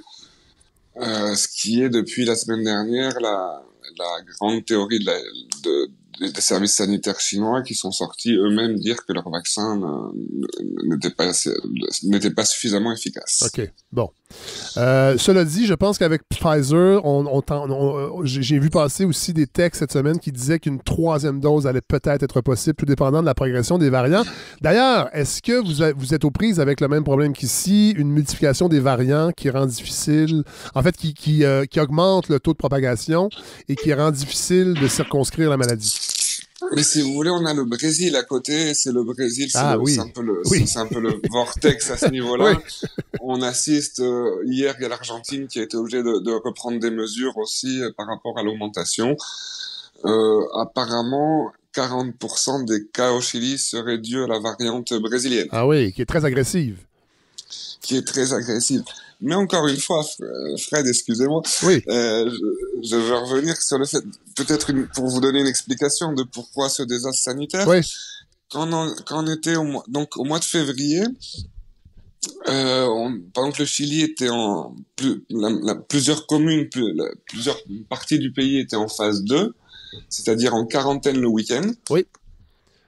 On pouvait travailler de lundi à vendredi, puis le week-end en quarantaine. Oui. Le gouvernement a voté une loi pour réouvrir les casinos de jeux en phase 2, en quarantaine. Donc on n'a pas trop compris. On s'est dit, il y a un problème, c'est l'endroit où on peut aller au casino le vendredi soir. Ouais. Le samedi, il faut qu'on s'enferme à la maison, mais on peut retourner au casino le lundi soir. Ouais, non, effectivement, c'est étrange. Donc on n'a pas trop compris, puis un groupe de journalistes qui a commencé à faire des recherches et qui se sont rendus compte que l'autorité qui supervise les casinos, depuis maintenant, depuis un peu plus de 3 ans, c'est-à-dire encore une coïncidence depuis l'arrivée au pouvoir de Sébastien Piñera, oui. Cette autorité des casinos avait été parfaitement laxiste avec une entreprise de casinos qui s'appelle Enjoy. C'est-à-dire que au moins deux fois, en 2 opportunités, ils les avaient sauvés de la faillite en repoussant des délais qui les obligeaient à être créditeurs d'une dette qui les poussait à la faillite. Ouais. Donc, les journalistes ont commencé à pousser un peu l'investigation et devinez, Fred, de quoi ils se sont rendus compte? Que non seulement notre cher président était associé de ces casinos, ben voyons. Mais ces casinos, en plus, lui devaient de l'argent. C'est-à-dire, si ces casinos partaient en faillite, ils pouvaient pas rembourser le fonds d'investissement aveugle, entre comilles, qui gère la fortune du président. Donc, je résume. Au mois de février, pendant que les Chiliens étaient en vacances, le gouvernement vendait l'électricité aux Chinois en échange d'un vaccin à base d'eau. En plus, ils nous réouvraient les casinos, donc vous imaginez que c'est un appel à la population au relâchement. Évidemment. Parce qu'il fallait absolument sauver les dettes de Monsieur le Président. Monsieur le Président qui, le mois dernier, a passé 2 coups de fil à deux présidents de chaînes de télévision différentes au Chili, parce qu'il considérait que la ligne éditoriale était très agressive et très critique envers lui. Ah oui! Ah, mon Dieu! En sachant qu'on n'a pas vraiment les médias les plus agressifs du continent ou du monde. On a la revue Forbes qui nous annonce que, bon, ça c'est partout la même chose, mais que dans cette année de pandémie, les millionnaires chiliens ont augmenté leur fortune de 73%. En particulier notre président, qui est la 4e plus grosse fortune du pays. Donc, non, mais, ok, donc, mais partons de ça. Si vous voulez, il y a le désastre sanitaire d'un côté. Oui. Mais après, il y a l'exploitation économique qui est faite de ce désastre. Qui n'a pas pris de pause. Qui l'explique, si vous voulez. On a 2 permis de 2 heures par semaine pour sortir. Oui. Et idéalement, c'est pour aller au casino. De ce que je comprends, c'est que là-dessus, il faut quand même aller au casino. Ça fait 1 mois qu'on est en quarantaine. Ouais. Le gouvernement n'a toujours pas voté d'aide. C'est-à-dire que les gens n'ont pas... Aucun citoyen ne reçoit une aide quelconque du gouvernement depuis le début de la pandémie. Non, elles vont arriver à la fin du mois. C'est-à-dire que les Chiliens, et en particulier les plus vulnérables, vont passer 1 mois de crise sans absolument rien pour manger et sans la possibilité de travailler. C'est incroyable.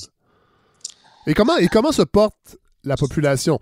Premièrement, par rapport aux mesures, est-ce que les gens essaient quand même, ceux qui sont capables, parce qu'évidemment, ça doit être le même problème qu'ici, au bas de l'échelle, les gens n'ont pas les moyens de s'isoler, de prendre des risques parce qu'ils doivent gagner leur vie, doivent manger. Donc, souvent, ont des emplois qui les mettent à risque. Est-ce que quand même, les mesures sanitaires sont... il y a une adhésion de la population? Est-ce que des scientifiques prennent la parole quand même, indépendamment du gouvernement, pour dire aux gens de faire attention? Comment ça se passe? Je pense que la majorité de la population est bercée par les théories du complot. Ah ouais. Je pense que oui, une partie importante de la population chilienne est persuadée que Bill Gates est le responsable de cette crise. Dieu, okay. Après, il y a, comme vous dites, il y a cette séparation sociale qui est bien évidemment beaucoup plus prononcée ici, c'est-à-dire que la majorité de la population est vulnérable, donc on a quelques communes privilégiées qui respectent les consignes, en sachant que même en voulant les respecter, 2 fois 2 heures par semaine, les grands-mères pour promener leurs petits chiens se sentent comme des criminels en sortant sans permis, si vous voulez, avec la peur au ventre de se faire arrêter et contrôler. Ouais. Les amendes coûtent plus ou moins entre 1000 et 1500 $, mais personne ne les paye, parce que personne n'a les moyens de les payer. Ouais. Et donc, on assiste à une situation où il y a une quarantaine sur le papier, mais donc personne n'est capable, ou économiquement, et même à ce niveau-là, psychologiquement, je pense, de la respecter. En sachant que, si vous voulez, la situation que je vous exposais déjà l'année dernière, c'est ce manque de visibilité sur les chiffres. Oui. C'est-à-dire qu'au mois de janvier-février, ça augmente, mais ils nous envoient en vacances parce qu'ils ont besoin de faire de l'argent. Ouais. Là, ils arrivent au mois de mars, ils ont besoin de calmer une situation sociale qui redevient compliquée, ils ont besoin de reporter des élections. Donc, il y a une augmentation des cas, en sachant que pour faire augmenter les cas, il faut juste augmenter les tests. Oui. On assiste toujours à un double compte des victimes, c'est-à-dire il y a un compte national pour les Chiliens et puis un compte pour l'OMS. Oui, c'est ça. Et il est à combien, là, les chiffres nationaux? Si je me trompe pas, en national, on est à presque 24 000, mais pour l'OMS, on est à 32, je crois. 24 000 décès. Parce que moi, j'ai les chiffres de Our World in Data, qui est un site qui fait la compilation. Il y aurait 1 million de cas déclarés depuis le début de la pandémie, 1 million de cas déclarés au Chili et 24 346 décès. Si vous voulez, on sait que la moitié des décès ont lieu en dehors des hôpitaux. Ah oui. Donc dans les maisons, les gens n'ont même pas le temps de se rendre à l'hôpital. Donc, si vous voulez, on n'a pas la visibilité. Ouais. Donc, vous me demandez qu'est-ce qui se passe au niveau de la population, du respect des consignes.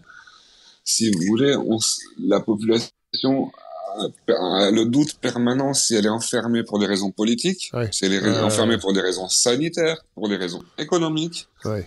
On ne sait pas si les chiffres qu'on nous donne sont vrais, s'ils sont vraiment inquiétants, s'ils sont faits pour favoriser une ou l'autre stratégie du gouvernement. Ouais. Donc, si vous voulez... Et si on compare le rapport à la maladie, à l'infection entre les plus vieux et les plus jeunes, parce que là, ça semble être le cas, en tout cas de ce que je lis, ça semble être le cas au Chili, au Québec, c'est-à-dire que là, les nouveaux cas sont des gens plus jeunes, les gens qui sont hospitalisés sont des gens plus jeunes, et ici, les autorités essaient de s'adresser aux plus jeunes, qui sont ceux qui sont plus insouciants, mais qui sont ceux qui sont admis à l'hôpital. Est-ce que c'est la même chose? Est-ce qu'il y a un clivage générationnel par rapport à la posture envers cette pandémie au Chili? J'ai pas l'impression qu'autant que chez vous, autant qu'en France, où j'ai pu observer ça un peu, où je connais plein de gens de mon âge qui commencent à dire que c'est de la faute des boomers de la génération. Ah ouais. Qui est aujourd'hui la population à risque. Moi, j'ai constaté ça pas mal avec mes contacts en France, un peu partout. Ouais. Et j'ai l'impression que la solidarité intragénérationnelle marche un peu mieux. Au Chili. C'est-à-dire qu'il y a plus le souci de protéger les personnes âgées. Ouais. Il y a moins, si vous voulez, cette accusation qui est portée que la jeunesse paye le prix pour cette génération qui a été privilégiée à tout moment. J'ai pas l'impression que c'est ça, en sachant, comme je vous dis, on sait pas si ils nous disent qu'il y a plus de jeunes qui sont hospitalisés. Enfin, c'est pas raisonnable ce que je suis en train de vous dire, mais j'ai l'impression que c'est le sentiment général. Ouais, mais on sait pas s'il y a plus de jeunes qui sont hospitalisés parce que c'est vrai, ou parce qu'ils ont envie parce qu'ils ont besoin de calmer les jeunes, et donc ils diffusent cette information, si vous voulez. Bon. Et c'est tout le problème. On sait pas si les informations sont véridiques et quelle est la manipulation qui est faite avec leur diffusion. C'est-à-dire qu'il y a tellement d'informations qui sont vraies, qui sont pas diffusées, il y a tellement d'informations qui sont fausses, qui oui le sont. Ouais. Et comment ça fonctionne pour la diffusion? Est-ce qu'on organise des points de presse un peu comme ici, où on le fait en France, c'est un peu la même chose, j'imagine? Est-ce que c'est des points de presse avec la santé publique? C'est seulement les politiques qui sont là? Comment ça fonctionne? On a les points de presse avec le scandale du jour en général. Oui. C'était très suivi l'année dernière au début de l'épidémie, puis petit à petit les gens ont commencé. Je vous dis, il y a deux réalités. Il y a la réalité du gouvernement et des classes privilégiées, et puis il y a le jour du Chilien normal qui prend le métro aux heures de pointe, qui est obligé d'aller travailler pour faire des deliveries de hamburgers. Ouais.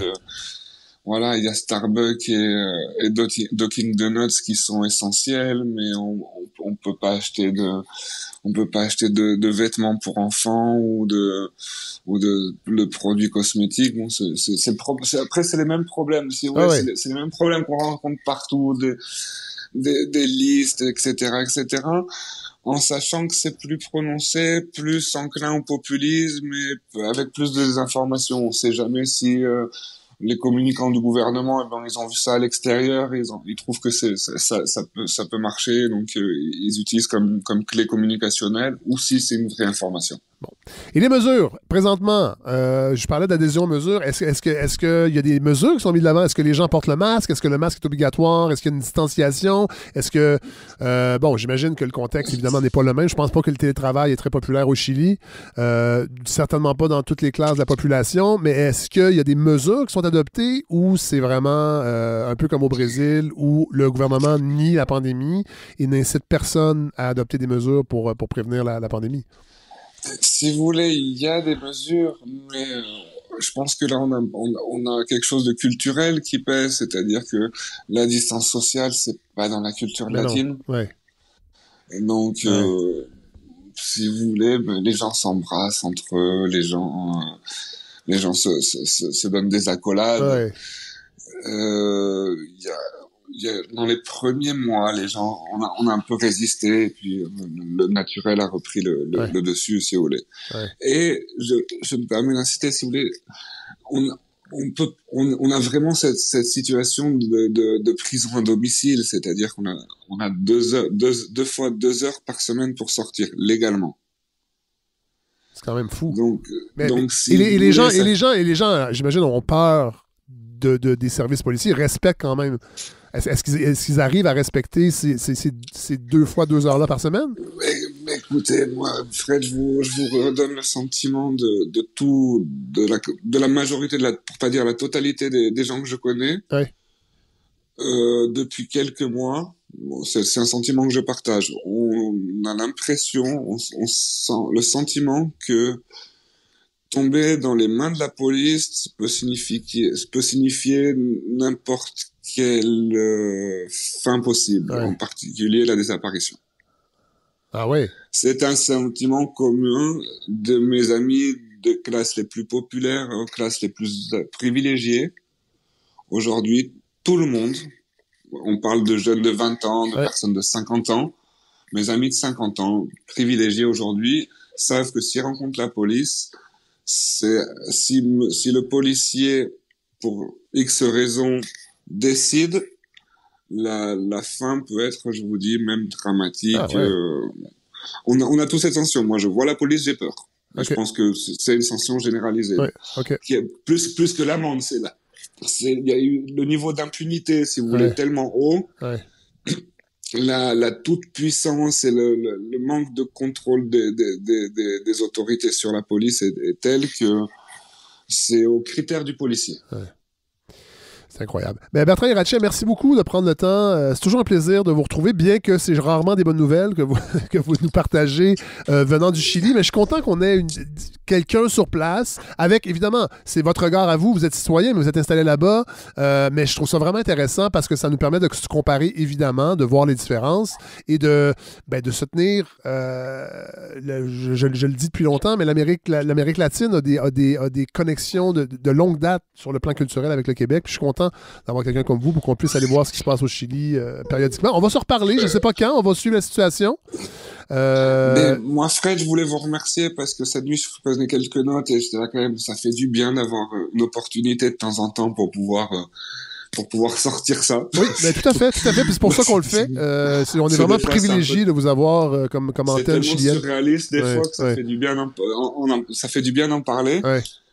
Après, j'aurais même vous demandé si c'était possible de parler un peu de la Julia Smith. C'est les petits jeunes ils ont sorti là, un nouveau single qui s'appelle La Renta en la Esquina, les gens au coin de la rue. Oui. Qui remue pas mal. Donc, si on pouvait conseiller à vos auditeurs d'écouter la Julia Smith, ça serait super. Je pourrais mettre tout de suite, après avoir accroché, on va mettre un extrait. Ça s'appelle La Renta en la Esquina. C'est du bon rock chilien. On en a besoin. On va diffuser ça, Bertrand Irache. Merci beaucoup, on se parle très bientôt. C'est très gentil, Fred. Je vous souhaite une très bonne fin de journée, un très bon week-end. Merci beaucoup. Au revoir.